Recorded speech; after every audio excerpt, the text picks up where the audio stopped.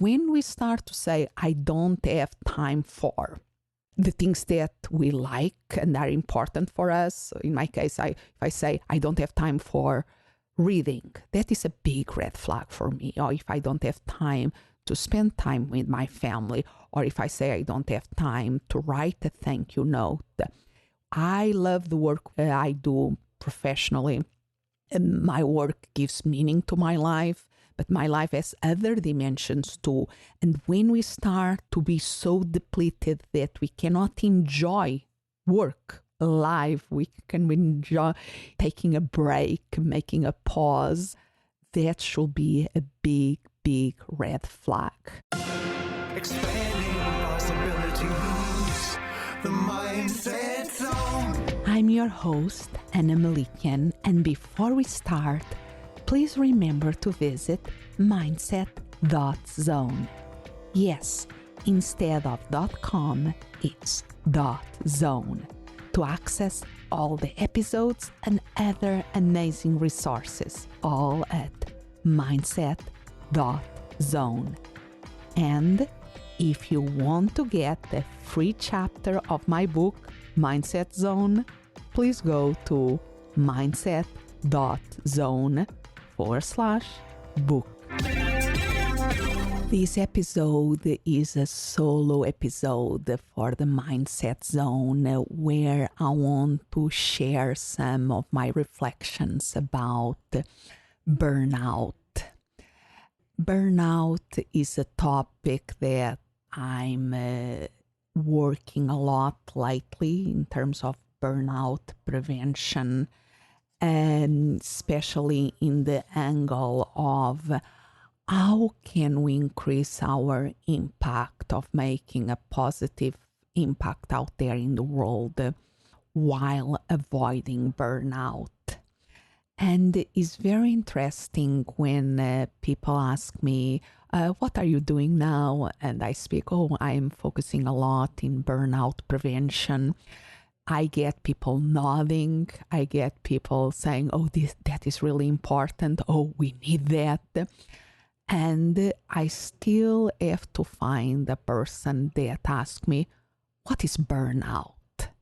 So most people out there have an intuitive feeling of what burnout is. And at the same time, I think that makes it even more important to define burnout, just to make sure that we are speaking about the same thing or the nuances of it. And as maybe some of you know, I have a PhD in psychology. My background is in academia, in research. So I always like to go and see what in the academia world has been done and study about this topic. And there is a ton of research and work on burnout, and possibly since the 70s that burnout is being something that is studied in psychology. And Christina Maslach and her team is possibly the ones that have a bigger body of work and research in this area. She relatively recently has published a great book that is, the title of the book is The Burnout Challenge, Managing People Relationship with Their Jobs, that really help us to see burnout in a systemic perspective and what can we do to prevent it out there in the workforce. But even if we go to the World Health Organization, that also has a definition of burnout, the interesting thing for me is that they see burnout with 3 dimensions. And what are these 3 dimensions of the burnout? One of the dimensions is feeling of energy depletion or exhaustion. And I think most people, when they think about burnout, they think about this lack of energy, feeling drained, feeling really, really tired, burning the candle from both ends and burning out, the image of a match that is full of light and then goes and become ash. is not very useful anymore. So there is this dimension of the feeling of energy depletion, of exhaustion. Then there are two more dimensions. A second dimension is the feeling of increased mental distance from one job, or feelings of negativism or even cynicism related to our work.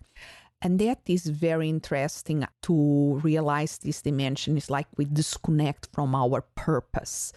And even people that, I see this a lot in education, in teachers, that people that went to become teachers because of their passion and their purpose of the education, of helping students learn, and with all the system, all the bureaucracy, everything, all the other systemic things that led them to start to burn out, and they start to become cynical and even decide to move to another career or profession.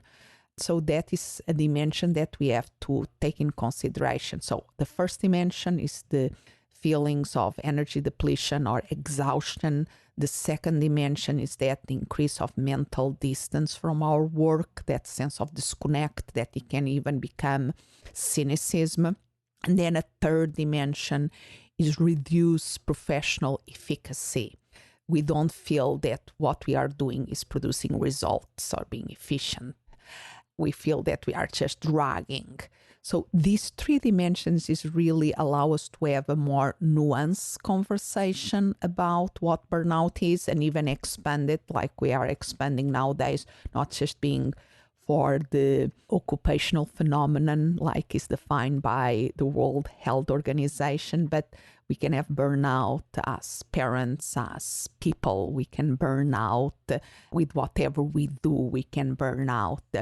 And another thing that I think is so important, and this comes directly from the work of Christina Maslach and her team, because she developed an instrument to measure burnout, is the Maslach Burnout Inventory, that allow us to have a burnout profile. This is really important because burnout is not an on and off switch, where we're burnout or not burnout. It's more like we are somewhere in a scale. And by doing this short survey, we can see where we are in these dimensions, in these three dimensions. So a profile of burnout, a typical profile of burnout will be somebody that feels exhausted, drained, and no energy left, no more to give. Also feels that disconnect with their work, with that feelings of negative feelings towards their work and even cynicism, and feels that there is their professional efficiency or their efficiency is really reduced. So when we look to the graphic of the profile of this tool, we have very high in exhaustion, very high in cynicism, and very low in professional efficiency. So that will be the typical burnout profile. And in the other extreme, you have the engaged profile. That is somebody that feels very energized with their work, somebody that feels very connected and motivated and energized with the purpose, with their mission, of their work, and that also feels that the work that they are doing is producing results and matters. And in between these two extremes, there are other profiles that fall in between with different, where these dimensions show in different way.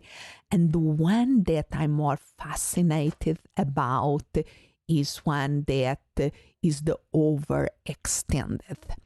Because I think so many people that are very connected with their work and why they do that work still can become overextended and overwork. And this is really important to be aware of this, because burnout really has many different ways of manifesting itself. And by understanding these nuances, we can prevent people really to go to the extreme that takes time to recover from. The overextended profile, I think, I personally have fallen into it in this boiling kind of, I'm in the hot water, but I'm not noticing that I'm there, and the hot water is getting even higher in temperature, and I'm starting to get burned with it, but I'm not totally aware until it's too late. There is an image, an experimental myth that is the frog in the boiling water, that is said that if we put a frog in a pot with cold water and then you raise the temperature very gradually, the frog will not perceive that the water is warming up and eventually will be boiled alive. This is not really true, but the idea is very true. And there are other research in psychology that shows that we as human beings, that when we are in these gradual changes, we can misperceive and we can rationalize, and we adapt to it in a way that only when then it is too late we realize the impact that they have. And I think that with the overextended, when we are very tired, and we keep going and going and going because we know that work that we are doing is important, and we keep connect with that, and we keep pushing ourselves, keep pushing and pushing and pushing, we absolutely can become burnout without realizing. Personally, that is my rationale for what happened to me when I had my cancer in 2016. I was absolutely exhausted, waking up exhausted, but I kept going and going. And yes, that probably is not why I had the cancer. There are so many other reasons that we don't understand, but they are players in why things happen. But we know that stress is not, feeling chronic stress is not healthy to anybody. And in one way or the other, that will reflect in our physical and psychological health and wellness.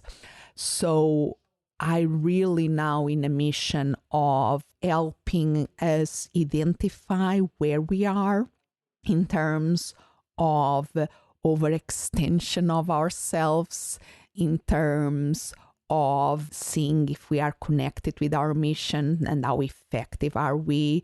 So in all these dimensions, and help us to be aware and move us to that engage stage that is much more energized, much more in the flow of the high performance, that allow us to have a bigger impact out there while avoiding the draining of the energy and the exhaustion and the burnout, and having time and the energy to enjoy all the other things in our lives. Because when we start to be in a point that we start to say, I don't have time for the things that we like and are important for us. In my case, if I say I don't have time for reading, that is a big red flag for me. Or if I don't have time to spend time with my family, or if I say I don't have time to write a thank you note, or I love the work I do professionally, my work gives meaning to my life, but my life has other dimensions too.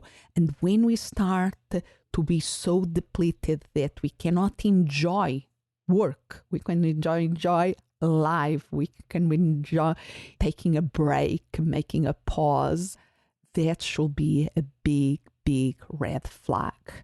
We absolutely can learn how to be more efficient, how to be in high performance, how to make a bigger impact out there, positive impact out there in the world, and still have the energy to enjoy all fruits of our labor. And I think that is really important. And I'm just very curious if you are here listening to this episode, if this resonates with you.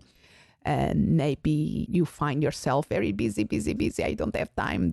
So wherever you are, if you are aware of, or in the past you had a burnout situation or an overextended situation, I would love that you tell me your story.